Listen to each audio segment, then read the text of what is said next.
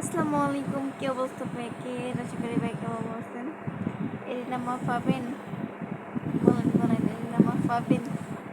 খুব lucky, arena একটা মা পাইছি, আল্লাহ এরিনা একটা মা দিছে।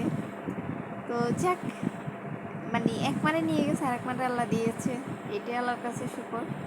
আর আল্লাহর কাছে তো মানে কিচ্ছুর অভাব নাই, শুধু চাওয়ার মধ্যে শুধু চাবে, আল্লাহ সেটার অপেক্ষা করে। আমারও এরিনা একটা জিনিস দিয়েছে আল্লাহ, আমার এরিনা একটা মা দিয়েছে, মাশাআল্লাহ। খুব লাকি যে আমি একটা মা পাইছি, আল্লাহ মা দিয়েছে। তো যাক, আমার মেয়ের জন্য সবাই দোয়া করবেন। আমার মেয়ে তো অলরেডি 4 মাস ক্রস হয়ে যাবে, 30 তারিখে 4 মাস ক্রস হয়ে যাবে। আর ইনশাল্লাহ আমরা বাড়ি খুব তাড়াতাড়ি ব্যাক করতেছি, ওর নানুর বাড়ি।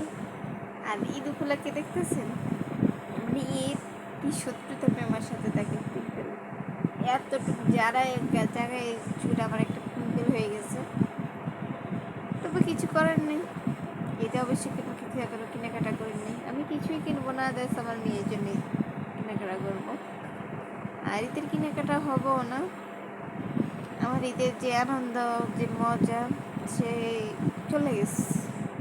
সে ভিতরে আমার আম্মু যখন অসুস্থ ছিল, রোজার ঈদ, তো ওই সময় ঈদটারে এত বেশি একটা মজা করতে পারি না ঈদটাকে।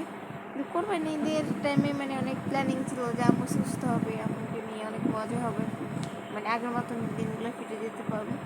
কিন্তু কোরবানিতে তো আর এটা হয়ে উঠলো না, কারণ আম্মু আরও বেশি দুর্বল, আরও বেশি সুস্থ পৃথিবীর থেকে বিদায় দিছে। তো যাক, কোরবানিদের সেই কোরবানিটা আসলে আমার জীবনের স্মৃতি হয়ে থাকবে। 2024 সালের যে ঈদটা, রোজার ঈদ, কোরবানি, এটা আমার জীবনের মৃত্যুর আগ পর্যন্ত আসলে আমার থাকবে মনে, একদম মৃত্যুর আগ পর্যন্ত। তো যাক, জুন মাসের 15 তারিখটা আমার বেশি মনে থাকবে। এই জিনিসগুলো আমি কখনো বলবো না, রোজার ঈদ, কোরবানি ঈদ, বুঝছেন? তো আর কি, সবাই ভালো থাকেন। আল্লাহ আমার জন্য ঈদটা নিয়ে গেছে গা, আমার জীবনে আর কোনো ঈদ নেই।